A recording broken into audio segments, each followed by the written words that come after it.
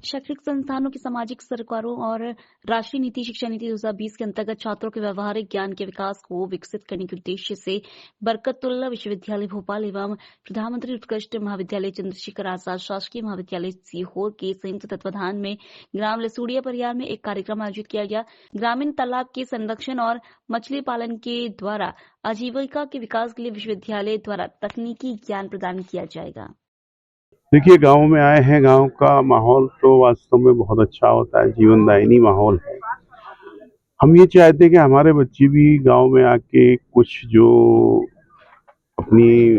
पुरानी परंपराएं हैं, जो ग्रामीण लाइफ स्टाइल है, कुछ उससे सीखें और जो वो ज्ञान अर्जित कर रहे हैं वो गांव में फ्लोट करें, ताकि दोनों तरफ से टू वे डेवलपमेंट हो सके। इसके तहत आज हमने ये एक छोटा सा कार्यक्रम किया है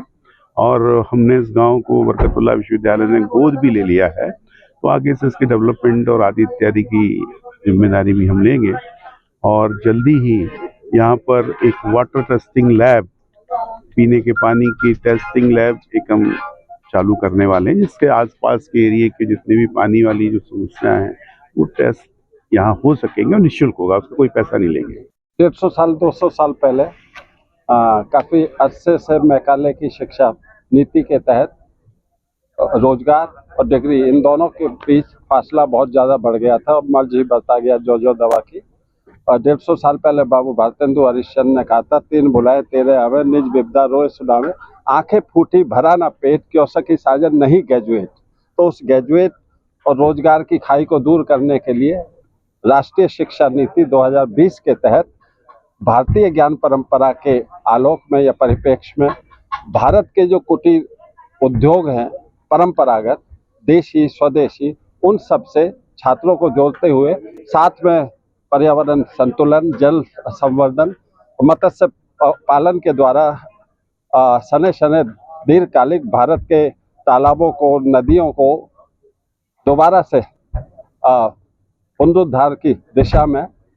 ये एक तरह से रोजगार, कुटीर उद्योग और छात्रों में आर्थिक तौर पर भी स्वावलंबन की क्षमता की अभिवृद्धि के लिए ये प्रयास है। सर, ये एक्चुअली क्या है, जो हमारे ग्रामीण क्षेत्र हैं वहाँ पर क्या है, रिसोर्सेज तो बहुत हैं लेकिन उन रिसोर्सेज का सही तरीके से फार्मर उपयोग नहीं कर पा रहे हैं, क्योंकि देखा जाए तो lack of knowledge, technical knowledge की कुछ कमी रह जाती है, जिससे हम ज़्यादातर जो हमें इस तालाब से जो प्रोडक्शन लेना चाहिए वो हम नहीं ले पा रहे हैं। तो हमारे जो ग्रामीण के जो क्षेत्र हैं, क्योंकि वो कुछ नॉलेज का कमी या दूसरे रिसोर्सेज नहीं मिल पा रहे हैं, तो उस पर्पज़ से हमारी मीन एक्वा कंसल्टेंसी चलती है, जिसमें हम फार्मर को निःशुल्क टेक्निकल पूरा अपना व्यवस्थाएं देते हैं कि वो ज़्यादा से ज़्यादा रिसोर्सेज जो हैं, जो स्रोत हैं, उनका अच्छे से उपयोग करके ज़्यादा प्रोडक्शन, ज़्यादा उत्पादन करके अपना जो आजीविका है उस पर निर्वाह कर सकें।